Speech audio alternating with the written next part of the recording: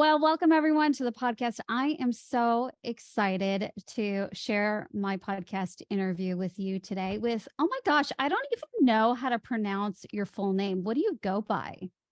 It's so funny because that is the most common thing. So I'm at home and my dog, sorry. So it's spelled Danya.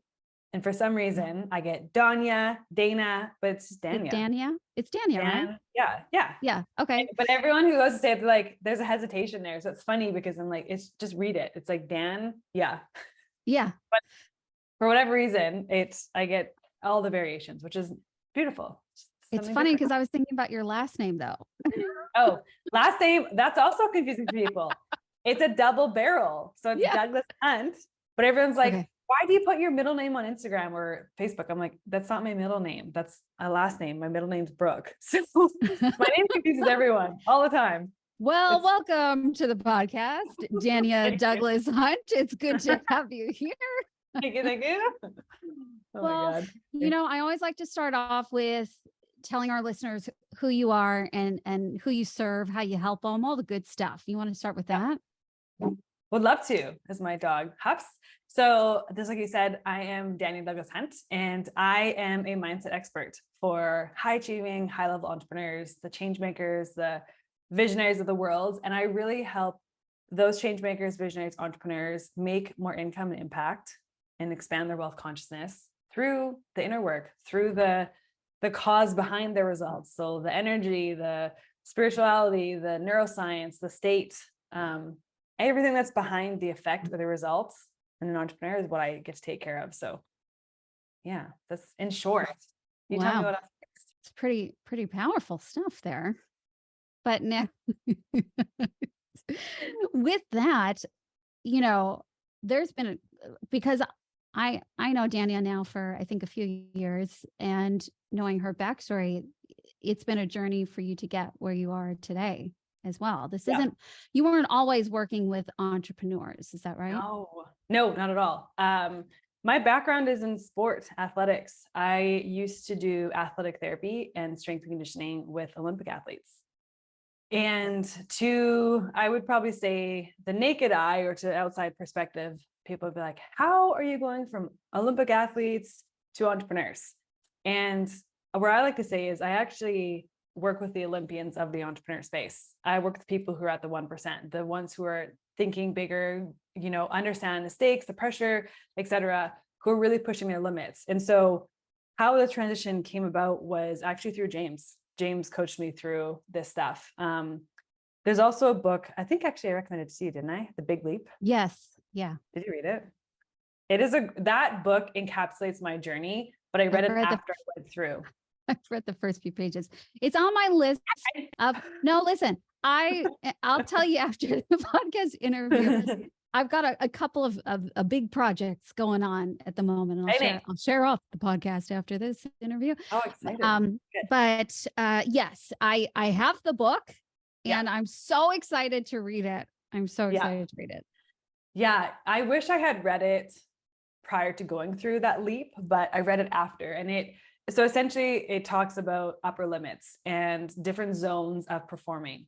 And so I recognized based on the book after that Olympic sports, the athletes I loved, but I really wasn't invested in like loving reading about like research on ACLs and like the environment, the politics, the behind the scenes of sport was not fun. It's not what you see on TV.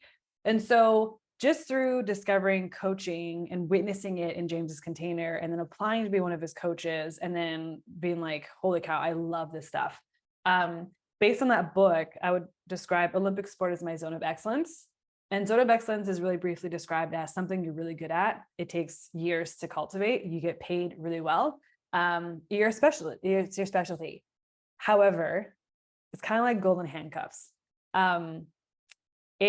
You're something you're good at, you're highly skilled, but it's not your zone of genius.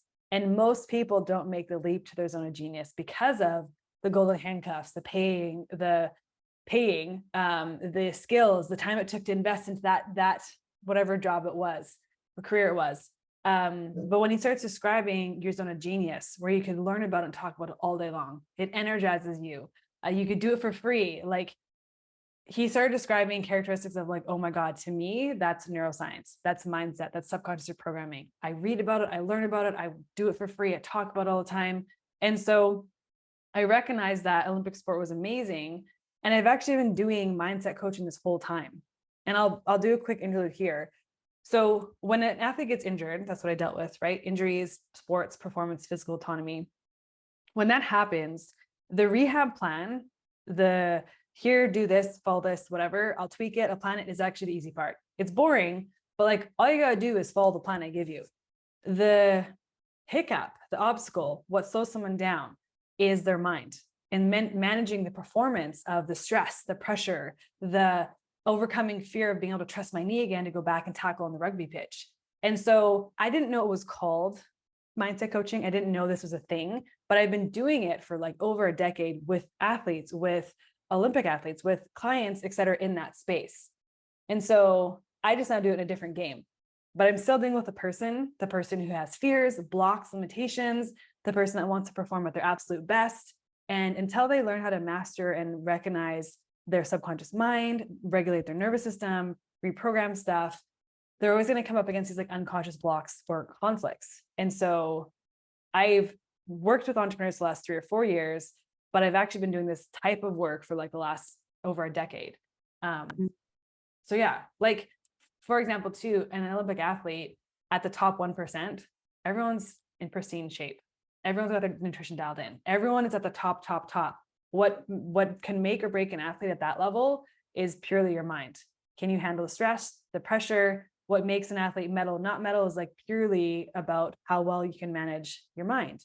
You think about entrepreneurs, we know how to work hard. Working hard is like not a badge of honor, but we wear it like, oh, I'm a high achiever. And it's like, okay, what's the intention behind that? But we have the strategies. What prevents us from implementing strategies? What prevents us from pivoting, taking action, increasing our prices? It's all of the freaking mind drama BS inside in our head, or our fears that prevent us from truly playing bigger at that next level. And so I get to deal with that in the entrepreneur space, which is so fun because the ripple effect it creates on their life, their businesses' lives, their clients, the world is like exponential. That's kind of my journey. I don't know if I answered your question. Yeah, no, you definitely Catherine, did. pull me in. Pulling in. Okay, so here's my question. When you made the decision to then pivot, yes, was not. Were you all in, or did you no. have the fear? So like, did you have to coach yourself through the mindset of the pivot? Big time, because now you're challenging my identity. Now you're challenging everything I'd spent years studying, mastering, passing board exams, getting into competitive degrees, spending tens of thousands of dollars on education. And like, it was freaking, you don't just become Olympic, you don't work with Olympic athletes. Here you go. Like, I fought for that. So this is my identity.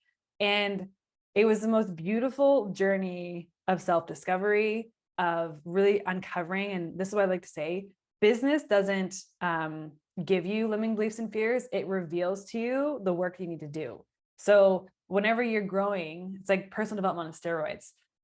It was challenging. And I, for sure, based on my knowledge, could help coach myself through that. But no, I needed support during that time, because it was like, well, what are people going to think of me and my whole career? Everything's wrapped up in Olympic sport. And that for me was like a badge of honor. I'm like, I'm an Olympic therapist. I travel the world. Now who the fuck am I? I'm like starting it. I felt like I was starting over. I felt like I was starting from scratch, which it's not the case. But your mind goes into change. Like, so if we can back up a little bit, I won't talk too much on this yet, but change to the brain is a threat. Why? You can't predict it. It's different. It likes to be able to predict what you're doing. Most of the thoughts we think, there's like 80,000 thoughts a day, are on repeat from the day before and are negative. Not because you're negative, but because it's got a negative bias looking for threats. It's constantly scanning your environment saying, what's going to threat? What's the threat? What's going to kill me? What's going to kill me? Now, the threat today is not a saber-tooth tiger. It's not a lion. It's a negative comment on a post. It's the increasing my prices and worried about what people are going to think of me. And so I could understand why the mind drama and my nervous system was freaking the F out, but I still had to have support during that transition to to reprogram my mind to say, this is okay. Like, this is actually okay. This is good. My brain didn't understand it because it was such a different domain, such a different environment, such a different game I was playing. But at the same time, if you understand why it's happening, it makes the, in quotations, suffering or the change itself a lot easier and smoother to go through. And then you actually couple on like subconscious programming and nervous system regulation, then it makes it like nothing. But for sure, I had mind drama. I question everything. I'm like, what are people get? And this is the thing too. Let's just preface this, because people who go through pivot and change, you will lose friends. I had friends and family get mad at me, get angry at me, tell me I'm screwing up. What the F are you doing? Like, I lost friendships, and I don't see it now as losing now. It's actually just realigning. I was creating space for the actual proper friendships that come in, the containers that come in. People who were meant to be on my journey were coming with me. Those who weren't were off the journey. But unless you recognize and see what's going on and can understand that, you're like, well, world's blowing up. Like, this person's leaving me, and you doubt yourself. So it was not a smooth journey for me in the beginning at all. It was like, I think 3 or 4 months of like, what the F? But I listened to that pull, that intuition, that little whisper, that's, oh, just do this. And it was actually James asking me a pivotal question during the coaching training, and I just broke. And I knew this was Do you my remember pivot. what it was? Oh yes, it's on record somewhere too. So I'm gonna go search for it. I don't know if it's in the coaches training. So if you're doing that, and it might be in a different one, but for sure. So the question was this, because at the same time, I'm like, I don't even know. Because he said to me, he's like, Danya, I have seen you show up. Like at that time, this is the thing. I was taking the action. I was getting in the rooms I need to be in. I was doing the launches to a T. Like I was showing up. So I was doing all the 3D action. I was doing all the strategy. But the thing is, if the intention or there's a misalignment behind that action and strategy is not on par, you're not in alignment, and you're doing it from a place of scarcity, fear, or it's not in alignment with you, no matter how much action and strategy you have or take, it's never going to work out. Like it's just not, it's going to be the hardest slow burn ever. And so he says to me, he's like, I've been curious. I was even, going to reach out because genuinely he's like, I don't understand why you haven't blown up yet. You're doing all the things that you're supposed to be doing, taking the action, getting the rooms, getting coach, asking questions, launches, blah, blah, blah. And I was like, I don't fucking know. Like, you tell me.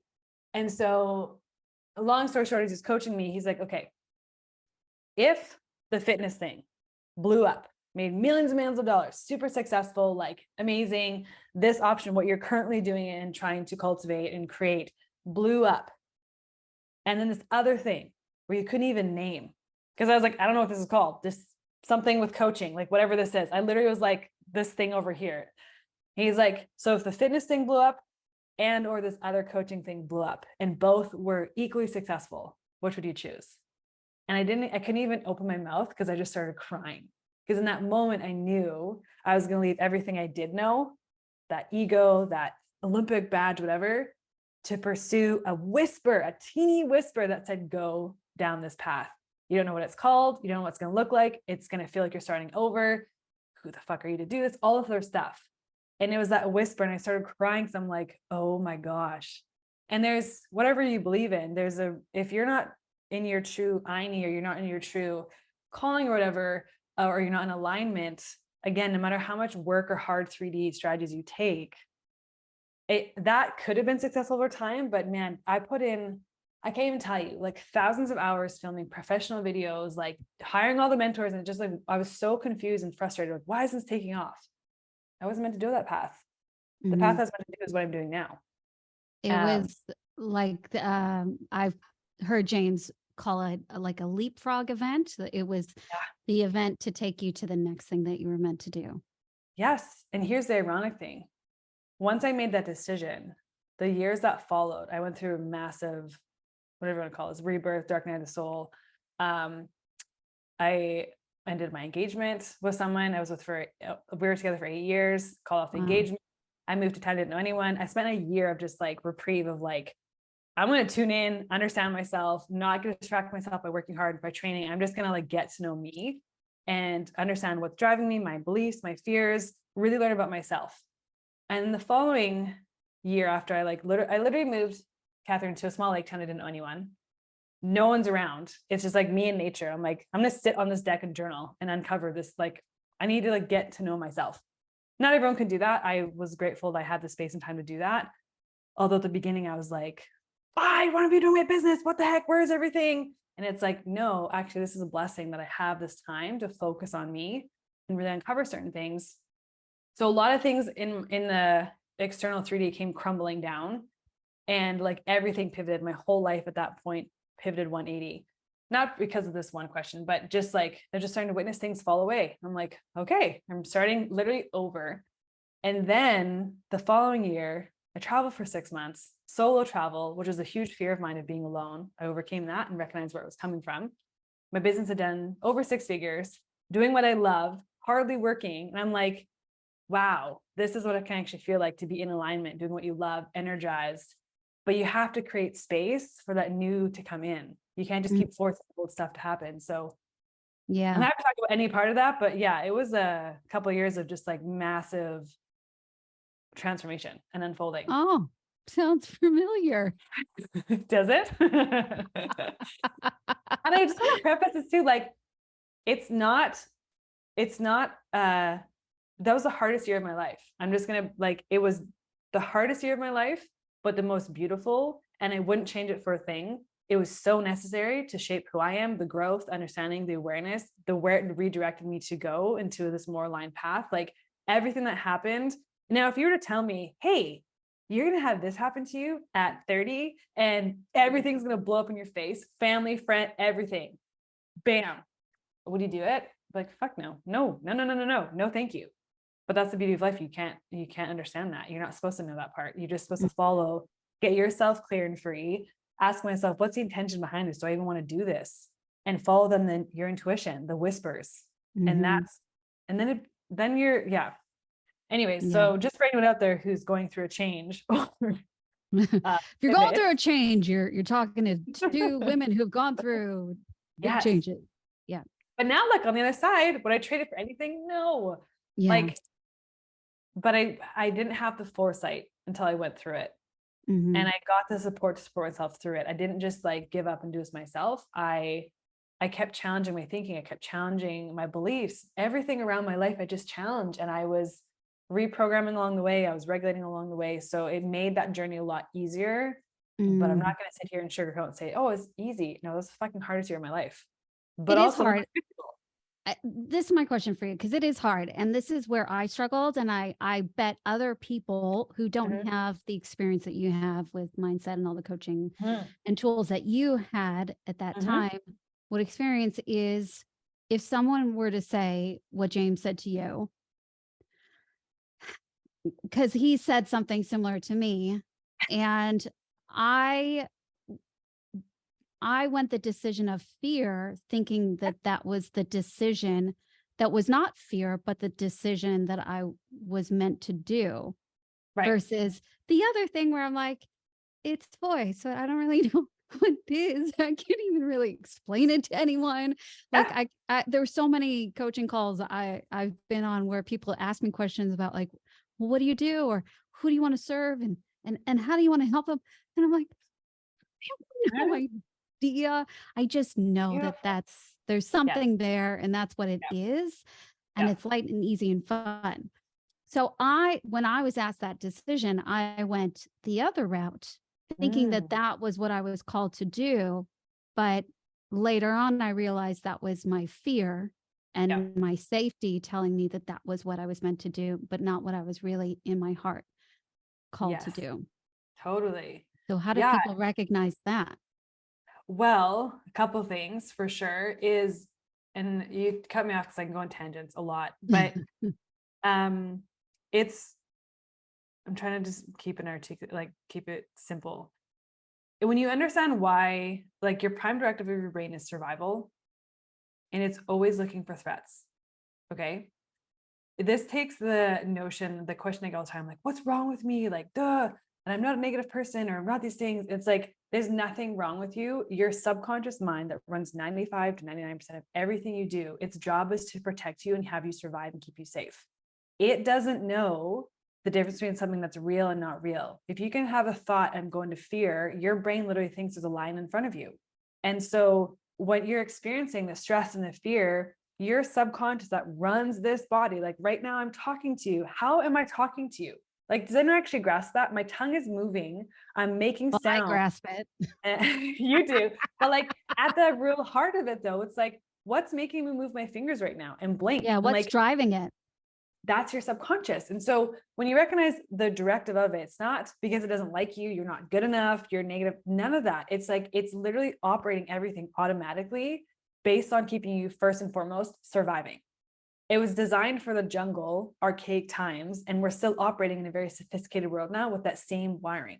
We now have the advanced mind, the conscious mind, that is what creates buildings and creates bridges and creates all these ideas and technology. That's the conscious part of the mind. But the subconscious, when you recognize that runs your entire life, is that. And its directive is to have you survive. It takes a little bit of the grip of like, what's wrong with me? To why am I freaking out? To hold on, my brain's protecting me from something here. The second layer of that is recognizing that everything that we have in life, everything externally, and I promise I'll loop back. So if you're like, if I don't close the loop, just let me know. But everything externally, a result, right, it's based on law of cause and effect.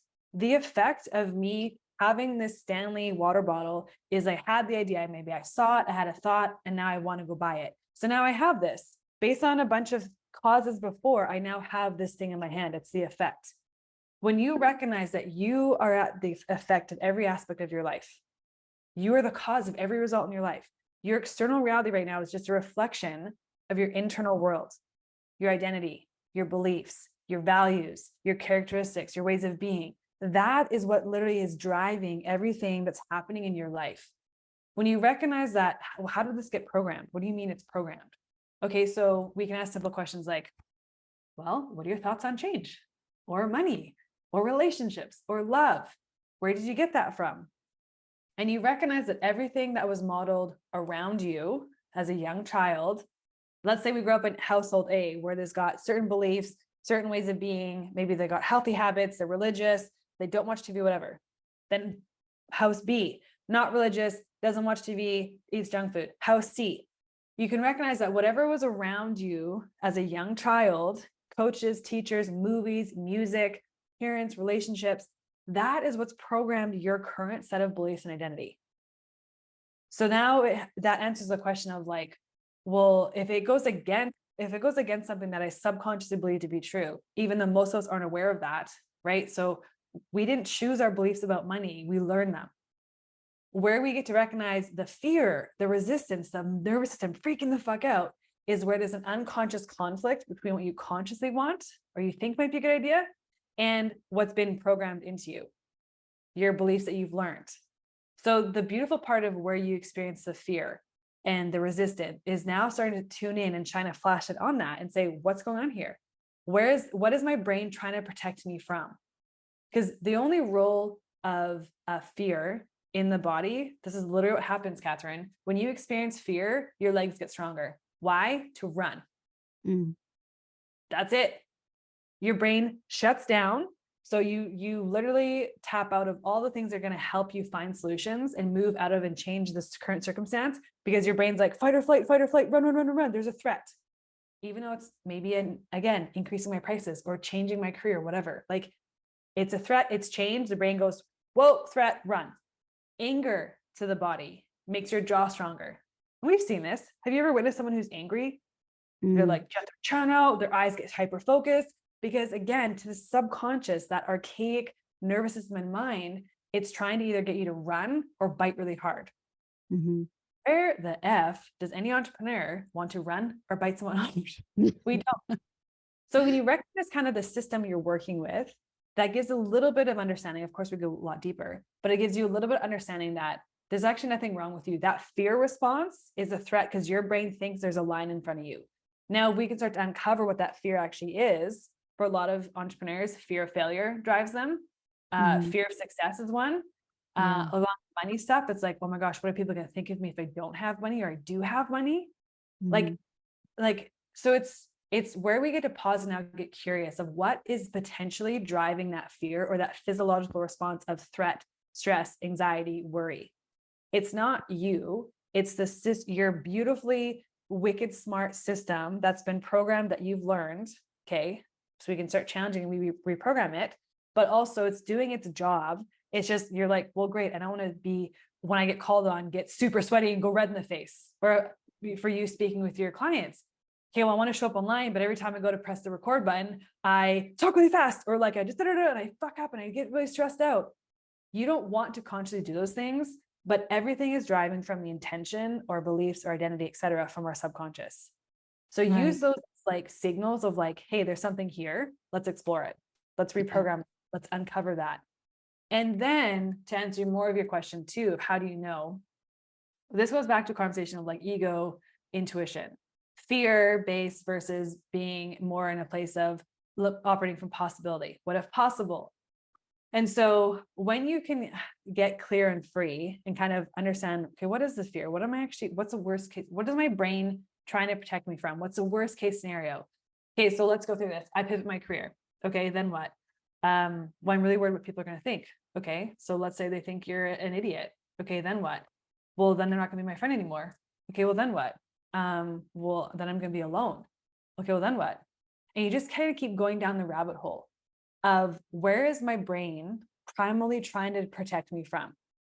And so if you can kind of expose it and understand where your brain's maybe uncovering and trying to protect you from, you can now do something about that. It's like shining a light on the fear. Once we can understand that and get clear and free, moving forward from a place of being present and grounded and being what I like to say where my feet are, I then get to understand, okay, where is that actual whisper coming from? That intuition, that inner knowing of, hey, it's like genuinely, I have experienced it so many times. Moving to a place I didn't know, leaving my 8-year relationship where everyone thought I was like, I lost friendships. People got mad at me because on paper, this man was perfect, but there was something inside that says, no, this is not it. And I had to go against what everyone was saying, changing my career. So it's not me speaking from just do this. It's me speaking from experience of what helped me get through that. When you actually get to a place of grounded and quiet, and you actually can start listening to the inner voice, that voice is calm. It's expansive. It's peaceful. It's not operating in fear, scarcity, worry. It's just like an inner knowing, and everyone's intuition speaks them differently. But why we don't hear it is because we're so laced with all this like fear and mind drama and physiological sensations. We're distracted by that we can't even give ourselves the time and place to listen within the inner knowing. So we understand a bit about the mind and body. We can then clear and understand the fears. Then we get to a place of being quiet and present.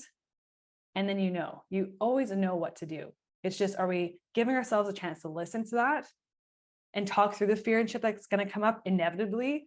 Like for us to go through any sort of change, again, change to the brain is a threat. I want to eat healthier. If that's different than what I normally do, that's a threat to my brain. I'm not going to want to do it. Consciously, I do. So it's not just like, there's nothing about good and bad change, big or small change. It's just change to the brain. It's a threat. Expect the mind drama and the body to freak the fuck out. Doesn't mean we have to accept that and tolerate that. It means we now learn how to deal with that, reprogram that, regulate that. And then from that place of being clear and free, we now actually get to know what to do. And we always know, like, I bet you $10, 10 Australian dollars. I was going to say Canadian, Australian. Which one's worth more? I don't know. I don't know at this point. Okay, I know. But I bet you actually knew. And here's the thing. When you get asked a question, the first answer that comes up for you is usually indicative of where you need to go. But then what happens is the first answer comes up and then you're like, oh, no way. And then the logic and then the criticism and then that stuff comes in, the fear comes in, and then you talk yourself out of it. So I bet. But in that moment, I actually didn't know. Like I was in a place of, I don't know. And I think that's like the fear taking over so much that you can't even think clearly to make that call as well.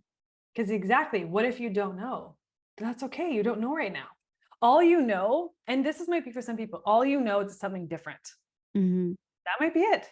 And can you be okay with not knowing and being in the unknown? To entrepreneurs, what can really determine the level of success that they're going to have is being okay not knowing the answer and being in the unknown. Newsflash, everything's unknown. Right now, a freaking meteor could come down and we have no idea. So the only thing we know for sure is right here, right now in this moment, you and I are talking on a podcast. I have no idea what's going to happen in 5 minutes. And here's something that I like to ground for people who are like, I don't know the how and I don't know. That's okay. What you do know is being where your feet are. Get grounded where your feet are. And then start to give yourself, like, start to understand yourself. Do I respond well to options? Like if you're in human design, I'm a manifesting generator. If you give me options, I'll know exactly right away because that's how I respond, my cycle response. For some people, they need some time to sit with the decision and go through the roller coaster of emotions. Some people need action to create some clarity. So 2 things with that really quick, because I feel like I know people who are like, I don't fucking know. I just know it's not this. You know something. You have some clarity of something. There's But it's resistance. clouded. Yes, Like it's beautiful. clouded, right? And it should, awesome. So let's use the fog analogy. Anyone driven through thick ass fog? I remember on a high school basketball trip, we're in the yellow bus. The fog was so thick driving to Vancouver, you could not see more than 1.5 feet in front of you. No exaggeration. It was scary AF. So we know the general direction of where we're going. Even if that's like, I just want change, whatever this is, I just want Yeah, I was going to say, it's like, I know I want change. Like that you're just beautiful. like, something's not right. Like something's not right. Perfect. Start with that. That is enough. Trust me. So going through fog, we've all been there, experienced it. So we know the general direction, even if it's just like, it's just something different than this. I don't know what it is yet. I can't articulate it. No worries. If I have some clarity of, I don't know what I want. What do I not want? What's the contrast? Okay. Can I at least articulate that? Okay. Well, one-to-one really tires me out. So great. Can I create a program or do group? Like you do have some clarity. You just maybe not asking yourselves the right questions. So you're driving through fog. I know the general direction. Well, I don't know what I want. What the heck do I not want? Oh, I can articulate that. No problem. Cool. So if you imagine a bus and you see that there's fog in front and you know that there's 1.5 feet in front, to see more of the road, we have to move forward. As I move forward in this bus, more of the road gets revealed, right? I move forward and then I now can see another 1.5 feet. And so for the entrepreneur who's like, but I don't know the how, and I don't even know what the fuck I want. And sorry, I'm swearing a lot. I'm very passionate about this stuff. Because it's okay to not know the how. It's okay to be in fog. Most of us are. Like genuinely, if you ask an entrepreneur, how did you create that result? Did you know step-by-step the plan? They'd be like, nope. But they knew the intention, and the intention comes from a place of being clear and free. And it's my intention, not what I think I should, not from fear, not from scarcity, not from etc. The programming. So it's coming from a place of being present and grounded in my intention. And it's coming from a place of, I know the general direction I might want to go, whether it's a feeling, I know what it's not, whatever that is, it's giving you some sort of target. You're not meant to know the whole path. There's going to be times where you know maybe 10 steps of that path. And there's going to be times where you know half a step. And there's going to be times where you're like, oh, I don't know.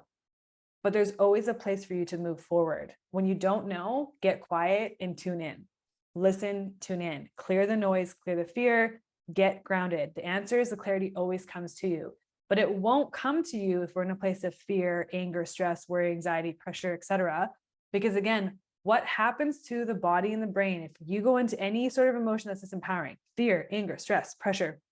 And I want to bring this up for my high achievers because they're like, yeah, but I use anger as my edge and I use like pressure and deadlines as my edge. And it's like, that's cute. Let me tell you that you're operating at like half your capacity, because when your brain experiences pressure, it is shutting down to run away from a threat that your subconscious thinks happening, which means your creativity, seeing possibilities, seeing solutions, your intuition, everything that's going to actually help you get out of this situation of fear, panic, stress, maybe a low bank account or conflict, everything that's actually there to help support you is getting shut down to try and run away from this threat. And so when people are like, yeah, but the anger helps me, you think it does because that's what you're used to. You might be used to chaos. You might be used to anger and stress, and that's your homeostasis. But what's going on from a neurological perspective is literally shutting it down. So imagine if we get to a place of clear and free. Imagine when we're not getting triggered by anything external and I can get quiet and I can just spend 5 minutes and tune in from a place of present, from a place of not fear or scarcity, from a place of tuning in without the mind drama and the body freaking out. I guarantee you'll know what to do. And guess what? For all my high achievers who are like burnout, sometimes that is doing nothing. That is the best thing you can do for your business, is to do nothing. And can you be okay with doing nothing? Can you be okay with being in the unknown and not knowing the answers? Can you sit with that and be okay with that? Or do you do what 90% of the population does and, I go into fear and freak out? Well, great. Now you just chopped off all your creativity. You're seeing possibilities, your solutions, everything that the resources are going to help you get out of this, you're literally cutting off. So actually, there's a conversation I had earlier on another podcast today. Someone was in their launch and they're like 2 days into the launch. And I'm like, sweet, when's cart closed? 2 days. Oh, but I don't know what to do. I'm like, the best thing you can do as a visionary, as a CEO for you and your team is to have as much fun in this moment right here. Why? Your brain opens up. Your brain doesn't go into threat mode, shut down, run. It goes into, oh, okay, there's not a threat here. Okay. And then the clarity comes through, the seeing possibilities that are always right there that you're not seeing because your brain's filtering it out. An example of this really quick too is when Bunny is running away from Wolf, it does not see the carrots around it. It's not supposed to. Its brain is going, wolf, wolf, wolf, threat. The mind's perceiving data and it says run. So there's going to be carrots all around the bunny, but the bunny is not meant to see those because it's focusing on surviving and not becoming lunch. When we're not in that running threat state, fear, stress, whatever, suddenly, oh my gosh, look at all these carrots around me. Our subconscious works the same way. And so I told him, I was like, your biggest job right now is to have as much fun as you can because of what happens from a neurological perspective. And then subconsciously, your team's going to pick up, hey, he's relaxed, he's having fun. And you can feel the energy and it's just going to elevate your team, your ideas, your solutions. That's the best thing you can do. So I think to answer that question is, like you said, of like, it's okay if you're in fog. Most of us are. Most successful entrepreneurs don't know how they actually got to where they got to until they looked backwards. The other thing I really want to touch on real quick is the concept of knowing the how. We tackled it from one perspective, the fog. That's okay, cool. You got a journey, you got some understanding. Here's where my control freaks and my perfectionists and my type A people are like, oh, I gotta know the plan of how. Let me ask you this. This last month, let's just take it to the month. Did you know, if you look back from this date, looking backwards, did you know exactly how things were going to work out? Did you know that that client was going to reach out to you, or that person was going to say, hey, you want to be on my podcast? Or that idea would come through that maybe changed how you're doing your offerings or your pricing? Could you have predicted, looking back, all of the, in quotations, good and bad stuff that occurred? No. And the reason I put good and bad in quotations is nothing has any meaning except for the meaning you give it. What's good to you might be bad to someone else, vice versa. Our brain attaches meanings and interpretations to everything. What's happening is they're just events that we're now attaching perceptions and meanings and interpretations to. Most of them are not helpful. Most of them are disempowering. Most of them are not useful. Why? Our brain's saying there's a threat, again, what we talked about in the beginning. But so you had all these events happen this last month. Could you have predicted how they came in, when they came in, the timing of it? No. So what makes us think that we're going to be able to predict the future path? Like, none of us. I had no idea. A couple of days ago, I got so sick for 10 days. I got my ass kicked. That whole 10 days, I was like, yes, frameworks, offers, this. No. My body was like, forced me to slow the F down, and I couldn't get out of my bed. Could I predict that? No. And so where I'm hoping that gives some sort of like releasing the tension, the clause, is you're not supposed to know the whole path. But what you are supposed to do is know you. Your job is to understand you and get you clear and free, get present. And if you don't know what it is you want, what do you not want? That's enough. And then tune in and ask yourself these questions. It was literally be in bed, Danya. Okay. And then can you be, whatever the answer comes up, can you be okay with that? Because here's the other thing too, Catherine, a lot of us get the answers, but then it's like, then the fear, logic brain comes in. It's like, whoa, but society and this and that. It's like, okay, but do you now have the courage to follow that little whisper that now you've got clear and grounded and moving forward from? So that's my answer to not knowing the how, freaking the F out. I'm hoping that just provides relief, because you're, like I said, like we get so stuck as entrepreneurs, and there's like, it's not your fault. It's very smart, capable, wildly, even successful entrepreneurs who get tripped up on this stuff. You're not alone in your thinking and your fears and your worries. But the difference between those who actually reach the goals they want is because they don't allow this stuff, inner turmoil, the mind drama, to stop them. They recognize and see it for what it is. They shift it, they deal with it, and then they tune back into them. Because at the end of the day, only you know the answers. Like, you truly know what's going to be in best alignment for yourself. But are you giving yourself a chance to get to know yourself, ask questions, challenge your thinking, get present, get quiet? Even people who are in the most loving relationships, your partner, your family, your closest friends don't actually truly know you as well as you do. Even if you're like, oh, I want to do this thing, they still don't understand how that makes you feel, the fears, the worries. They don't actually know what's best for you in your life. Only you do. But most of us don't give ourselves a chance to even like ask or challenge our thinking or challenge, do we even want this? And then we get the answers. We're like, oh my God, how do I move? I did this one business and I'm doing this whole other thing that makes no sense. Yeah. But look back on life where you did do that. And when you did listen to your intuition, what happened? And when you didn't, what happened? Like, start to, instead of it making this the woo-woo concept, it's like, look for the evidence. Use concrete examples that are going to help you through this, and recognize you're not alone. No matter what level you're at, I can't tell you the amount of people who are like seeing someone who's got like a 500,000 following, and they're like, oh, this person must have no fears of imposter syndrome. Some of those have the biggest imposter syndrome and fear of judgment that I've worked with. Just because of the external stuff doesn't mean there's not internal stuff going on. But what that does show you is it doesn't stop you. Can it be more enjoyable and easier and not, you don't have to deal with that stuff? 100%. And that's how you get clear and free, do subconscious programming, etc. But to think once you reach a certain level of wealth, of impact, of doing certain things, this shit's going to go away. No. And in fact, it flips, because now you're playing a bigger game. Now the stakes are higher. Now you're trying to push the limits. And we talked about playing bigger. Well, have fun with that with your brain if you don't know how to handle that, because change to the brain is a threat. So even if you see it as a good thing, your brain going, whoa, whoa, whoa, whoa, there's change.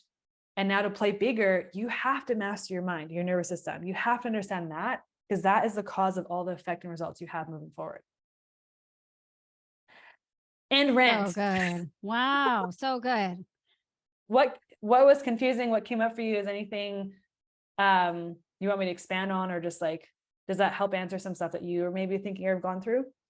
I mean, look, I feel like I've come through the other end, and now I can see clearly through the fog and be okay with knowing that there is going to be some sprouts of fog here and there, but that I can move through it. Yeah, and move through it, and know that there's going to be challenges and fears that will come up. But now it's about, understanding where it's coming from and working through it, instead of retreating and hiding and letting fear get in the way. And use it as something that I love for my clients is they get to this really weird place that a trigger or a fear or like something, I get them to a place where they're excited about that, because now they see it for what it actually is, which is a sign of growth. Yeah. Recognize that all these things, this mind drama, these fears are only coming up because you're pushing past your comfort zone. You're pushing past what you know. And as entrepreneurs, we want that. We want to evolve. We want to grow and expand. And so when you can recognize why it's kind of happening and see it for what it is, which is just a sign of growth, you then get excited, because every time you get triggered, every time something causes anger or an emotion in your body or disempowering belief, it's like, boom, where can I clear that? Where am I not currently free? Because as soon as I clear that and I'm free of that, awesome. And you get to this place where you're always going to have stuff come through, but you move through it easier and faster, and you start to recognize again for what it is. It's like things like overwhelm and fear. Like, those are actually just indicators of your current programming, your current thoughts. How beautiful. Now you can do something about it. If it's serving you, keep it. If it's not, sweet, work with it. Something as a metaphor to anchor that in is, you know how you drive and there's like, oh, put your gas in the tank, or, oh, flat tire, or like low tire pressure, do your oil. I want everyone to start recognizing the triggers and the external things that are causing mind drama or physiological reaction as just an indicator of where your subconscious attention, beliefs, or programming's at. And you get to say, is this useful for me? If it is, use it. If it's not useful for me, great. Now I have the awareness of something going on that's not serving me, that's sucking energy from my current present situation, and I can do something about that. And that's empowering. So now you get to see it as a good sign versus like a, oh no. To be in entrepreneurship and not expect problems, which I'll say in quotations, because those who are successful don't use the word problems and failures in their dialogue. Those don't exist. They're opportunities and they're lessons and their clarity and contrast. So to go through entrepreneurship, paving roads we've never been down before, even if we have guidance of mentors who've done it, and to expect nothing to go in quotations wrong, or nothing to have caused some sort of, knowing what you know now about the mind and body, to not have any sort of fear, mind drama, or physiological response is like going surfing and expecting not to get wet. They don't go hand in hand. You would expect to be on an entrepreneur journey to get triggered, to experience pivots, as in terms of setbacks or clarity and contrast. But how you view that, your perspective of that, greatly shapes your actions and behaviors you take after that. Let's take a launch, for example. The buddy who was talking about the launch before. In this moment, he's still got 2 days left of his launch. If his brain is going to fear, which naturally it does, okay, it's, oh no, my sales aren't where they need to be. Oh my God, free. Brain shutting down. Now in that, his state is like scarcity, fear, lack of confidence, whatever. Great. From that state, the type of actions and behaviors he's going to take are probably not going to be very conducive to get the results he actually wants. When he can actually see it for what it is and say, whoa, this is only halftime. I still got 2 more quarters to play. Like I got 2 more full days to show up. I know if I'm in a more empowered state, more confident state, a more leadership state, having more fun, not only does my brain open up, but now I've got 2 days to actually tackle trying to work towards getting those results. And then from that empowered state, that confident state, from that, I'm going to take very different actions and behaviors, not only because my mind's opening up, but also I'm just feeling differently, my state shifted to get different results. And most of us see these things as events, label them as failures, like the shit's hitting the fan, as something that's bad or wrong. We question ourselves, what's wrong with me? There's nothing. It's just how you're looking at something. Can I shift your perspective of how you look at it? Can I shift your state? Your results change guaranteed, like end of. So where your power comes back as an entrepreneur is mastering you, because your results are a byproduct of your behaviors and actions. Those behaviors and actions are a byproduct of your state, how you feel. Your state very closely mirrors your thoughts. What am I saying out loud? What am I thinking? Okay, is that empowering me? Is that useful for me or not? Your thoughts stem from your subconscious, your programming, your identity, your beliefs, your values. That stems from who you truly are as a person, right? Energy. When you recognize the effect, the results, the end of that, the money, the accolades, the house, the results, anything in the external starts from you, well, fuck yeah, you've got control over you. You get to change that. The cause, you get to create a different cause to get a different result, different effects. And that's the exciting thing. It's like, you don't have to accept anything. Your external, like we said in the beginning, is just a reflection of your internal. Change that, the effect, the result guarantees change. And that, my friend, is something you have control over, which is so fun. Okay. So good. And rant. So good. Oh, Danya, I mean, clearly you are an expert at what you do, and I could listen to you for hours, and I have listened to you for hours. You have. And every How's time. my voice? My Beautiful. voice isn't too annoying for you to listen to? No. You know, what's fascinating about you is you get, and I think you're already aware of this, is you get so excited about what you're talking about. You talk so fast and you just want to get it out and share it. Yeah. Which for you, which we talked about before, the voice thing. So a subconscious block for me, because I know I talk fast. I like get so passionate out there. The first driver of that subconscious for me was I wanted to get the message out there to get the attention off of me. Like, hurry up and get over with and not talk. Yeah. Because it was linked to an experiences as a child, that when I played bigger and I was winning and I was doing my thing, I got bullied. Being good at sports, being really smart, being beautiful, whatever, to other people kicks me out of the tribe. And I experienced a lot of bullying from that. And so my subconscious attached meaning, well, if you're too good, if you talk too loud, if you play bigger, you're going to get kicked out. I didn't know that until I started working and doing some subconscious work around, why do I talk fast? And like I used to use hand gestures as a way to distract people from looking at me. Cause it's like, don't look at me. And again, I didn't know this until I started doing coaching and recognizing, why do I talk fast? And so now instead of the driver talking fast to get the message over with, it's like, yo, girl, you're passionate, but still slow the fuck down, right? It's a different intention behind the action. One's get this over with, get the attention off of me. The other is you're passionate, but still slow down so people can actually understand and hear your message. One is hand gestures. Don't look at me, look at my distracting hands. Again, you don't say this consciously. You're doing it at a subconscious level because that was programmed. But now hand gestures are more intentional. They're to emphasize, they're to illustrate what I'm saying, to bring more attention versus don't look at me, you know? So yeah. that is, And I think the more that if you recognize yourself in that state, it's you going back into your body versus fully connecting to the person that you're communicating with. And it's easier to do in instances online where you don't see the other person or there is a screen. There's extra stuff that does come up around, those beliefs that you've been carrying around for a long time where they start to show surface again. Whereas in a real conversation in person, it may be much easier to slow down the pace and be able to, speak from a place of calm. Yeah.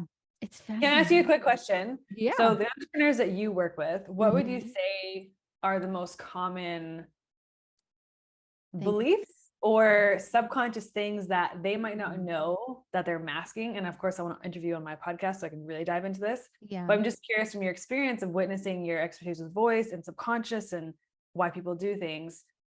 What are maybe the top 3 things that you see in entrepreneurs that they do that they might not be aware of that's really hindering from people hearing their message?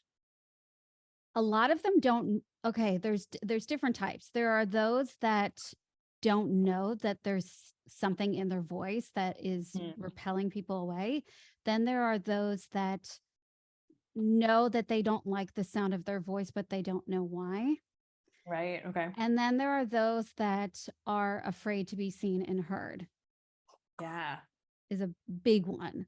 But a lot of people, I've noticed a trend. I noticed this in the last time I launched my voice program. I had a lot of men sign up for it.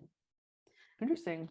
And it was about authority, speaking with authority. And I thought that was really interesting that word was calling out to a lot of online entrepreneurs, sounding like the authority that you are, that they're in a role of leadership or higher level, and yet they don't feel comfortable being in that position and don't sound like the leader or the authority or the expert. So there's a lot of men.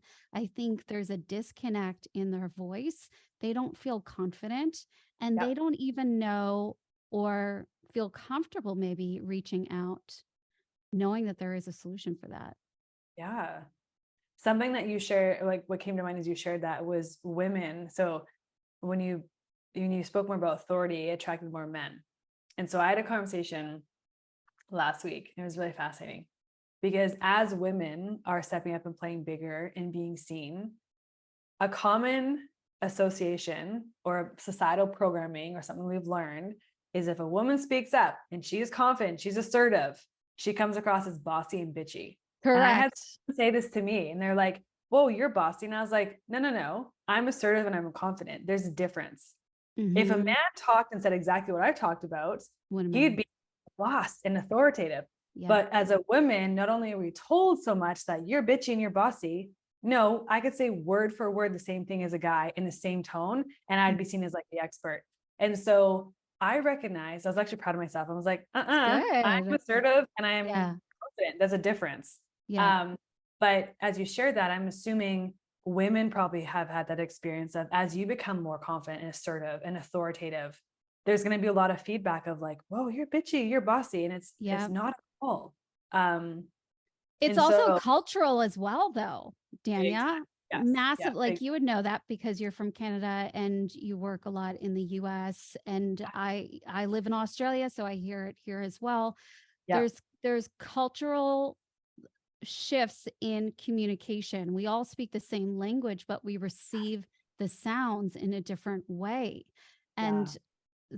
And so you layer that on top of being a female, and you've got all of these things that are weighing on you, and you don't even know what to do with it. And it's such a big topic of conversation, is Oh, empowering yeah. women with their voice, that it's okay to say what is in your heart. It is okay to express it on a much larger scale. And there are people out there that need to hear your voice. And every single time you hold back, that's one less person that you can help. And how selfish is 100%. that? Big time. And the other thing too, because we we're opening a can of worms, I but have to do like a part 2 of this happy to. podcast. But what I want to also list for you to highlight, the work you do is so, I don't use the word important, because important to the brain is like life or death. It's not. Mm. The work you do is so valuable and it matters so much, is from a subconscious perspective. You may have had an experience. Let's say I was in grade 3. I think we talked about this a long time ago. I've got an experience. You want me to give you one? Yeah, talk to me about a grade 3 experience. I'll see if it's going Well, where this is my earliest experience. This comes down to playing big. I don't know how old I was, but I remember we were at a friend's house. It was my parents' friend's house, and the woman was talking. She was telling a story, and I think I was behind her or next to her, and I was mimicking her. I was like, like, I wasn't saying anything, but I was like pretending I was talking. Being like a kid, having fun. I was being a kid having fun. I didn't know that was not polite or anything. And she told me off and said that it wasn't, nice to mimic somebody, and put me in my place. And I think that is the moment that I started to play small, that I didn't want to be seen or heard, because I didn't want to get in trouble. Beautiful. It potentially could be, and also could be something different. We could uncover with doing, like, getting your brain to actually, because here's the thing too, what we think the problem is on usually is not the problem. People come to me for money stuff. It never has to do with money. It's always to do with like other stuff, right? So that absolutely could be. I'm not taking that away from you. Where I wanted to go with that though is, what do you think your subconscious made that mean about you? So you had an experience, your brain's left an impression, you can remember it. There might be ones earlier, etc. But our brain attaches meanings, interpretations of things to understand. But usually as a kid, especially 0 to 7, 0 to 8, you don't have the critical factor yet to reject information. It's just like everything is truth. No matter what's around you, it's just like a sponge. So how we start to understand our world is we attach meanings, interpretations. Based on the brain being negative, looking for threats, it usually attaches something to survive and protect us. And you're like, how does playing bigger not, a good thing? Again, that's not how the subconscious works. It's how our conscious mind thinks. But for you, I'm curious if the first thing that comes up for you is, what meaning did your subconscious attach to that when that woman put you in your place? What did he make it mean? If I use my voice, or if I am seen, that means I will get in trouble. Awesome. And if you get in trouble, then what? Then I don't know. Then I get in trouble. Then I will feel bad. Yeah. Feel bad. It's wrong, etc. Right? And so here's the beautiful thing about the subconscious. It is wicked smart, but it makes connections to things that we as adults don't realize it's making connections to. Right. So let's say you're in a similar example or situation, and you're like on stage and you do a similar hand gesture, or let's say a client or someone else randomly comes up to you and gives you feedback, or just says something to you, and they have the same tonality as that woman did back however old you were. They maybe have the same inflection. Maybe they had the same way they carried their body, or how they like move their eyebrow, something. Your subconscious is scanning billions of bits of information saying, whoa, whoa, whoa, what is a threat? What is similar to something that caused a threat to my survival? And so as we're speaking, you might not recognize that your voice, how you say something, could be masked with like fear and insecurity and etc. But also what could be triggering you might not even be on your conscious radar. And that could hold us back. So as we're speaking on stage, maybe someone's like looking at you like with their face all browed. And in your mind, maybe you had an experience of someone giving you feedback who had the same kind of facial expression. And now you're going into mind drama and like turmoil, versus he's thinking about, shit, did I take the garbage out or not? It has nothing to do with you. So why I love to bring this up is, everything external, every trigger we experience is showing you your subconscious where your attention is, the beliefs, etc., that have been programmed. 9 times out of 10, the meanings we attach to things are not actually the meanings. It's just an interpretation that's not helping us.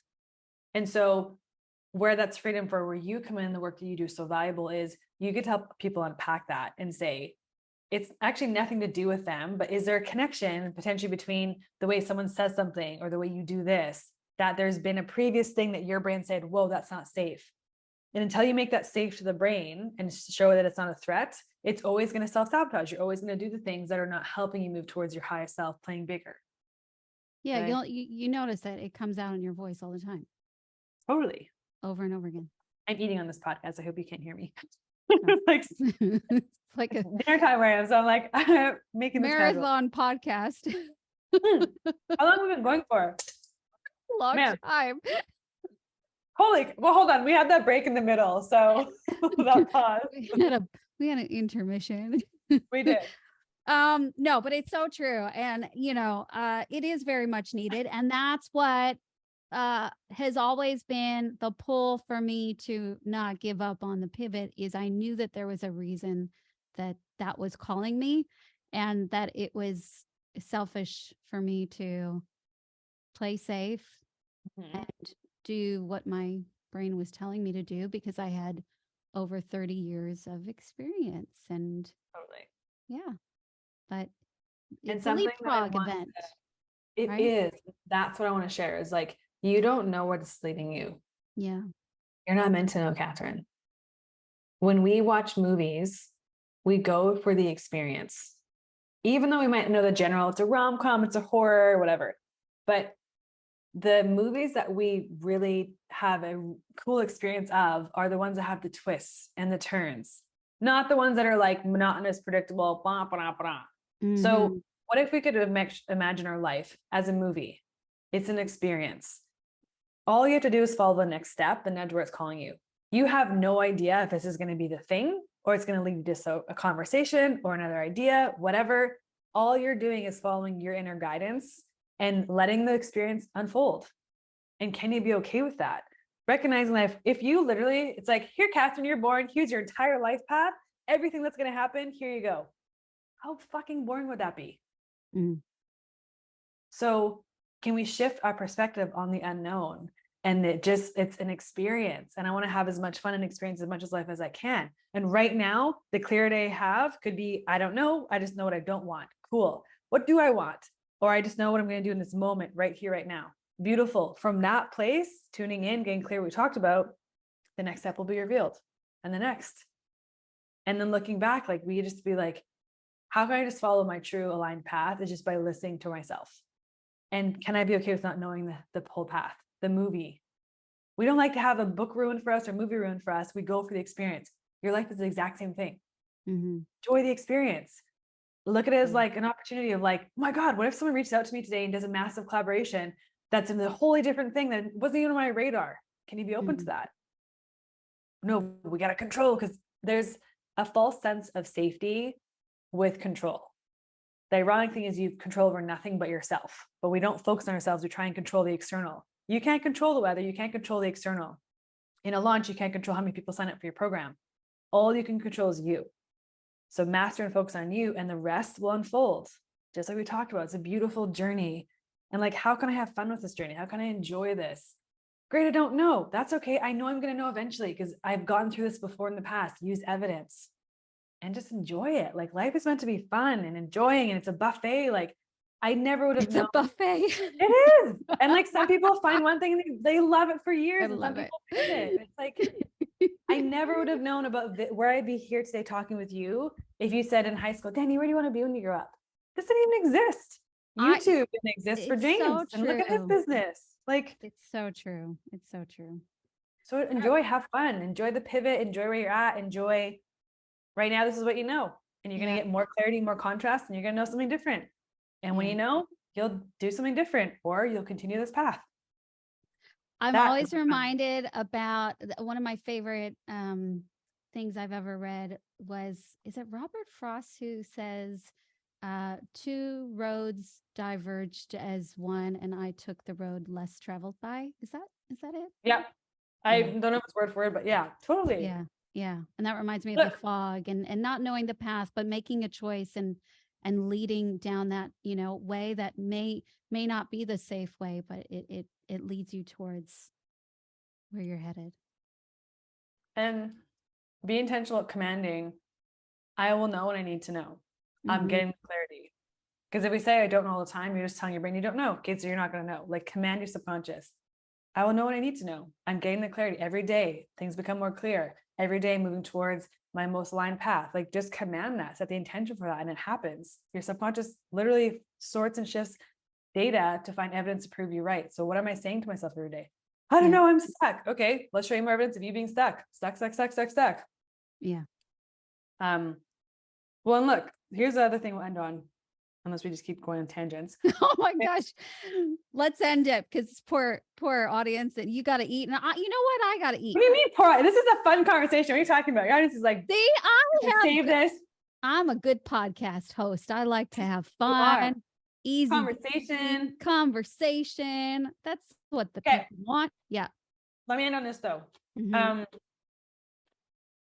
You can go back to safety if you want, but here's the illusion of safety, the safe path, AKA, there's nothing wrong with a job, by the way, but you also can always go back to what you did. You can go back to the job, the career. You can do what most of society does. Look at what 90% of society does. Nothing wrong with it. It's just a choice. Some people really thrive in a job for 40 years and then retire. Beautiful. If that's your choice and you want that and you to drive, honor that. There's nothing wrong with that. But as entrepreneurs and people you work with, we've chose this path for a reason. You can always go back to what you thought. And here's the ironic thing with safety though. People who are in jobs are like, oh, I'm safe. Oh yeah, really? How did COVID shake up your job? I know some people who lost their jobs. Safety is an illusion. Safety is created from you. You create the safety. You're the source of money. You're the source of stability. When you really own and honor that power, no matter what the fuck happens, you're solid and you're good. But you always have a choice. Go back to what you know, or uncover the exciting journey of, you don't know this path. Cool. Guess what? It'll get revealed as you go. It's the movie. You're the main character. Have fun. I love that. So good.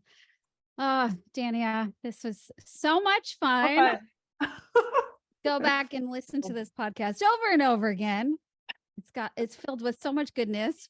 And what are you eating, by the way? Oh my God. I made a giant salad. That was cauliflower. Oh, it's cauliflower. I'm like, I made a giant salad with just a bunch of veggies. Oh, it looks so good. Well, good. Okay. So where can people find you? They want to use you eat your as I shove food in. I'm most active usually in my DMs on Instagram. So just my name, Danya Douglas-Hunt. Website's the same, danyadouglashunt.com. I'm on TikTok. I'm on the TikToks, but primarily where I communicate with audience is Instagram. So find me there. Awesome. Love to have conversations. Hopefully you had fun. Come on, this is like an enjoyable conversation. We had fun. We learned. We shared stories. Like, people will listen. It's good. That's good. Yeah. And do you have any sort of first steps or things that they can do with you or learn from you or anything like that? Yeah. So, which I'd love to have you on my podcast. So I have a podcast ironically called Play Bigger. Because that's what I love entrepreneurs doing, is like, how do I help you play your biggest life, your most fulfilled, happy, wealthiest, abundant life? So that's a podcast you can tune into for more tangible, like mindset strategies, understandings, etc. And then in Instagram, and my link in my bio, there's a couple steps. There's a free workshop I walk people through on uncovering and reprogramming their money blocks. So if you've got money stuff, your relationship with money, etc., that's an easy workshop you can go. There's a journal or a PDF prompt you can work through to just start shifting the narrative about your beliefs about money, your relationship with money, so you can welcome in more wealth and abundance. But the link in my bio on Instagram has all that stuff. Okay, cool. And we will link it up in the show notes, of course. Well, thank you so much for joining us on this epic podcast. And look forward to speaking to you next time on your podcast.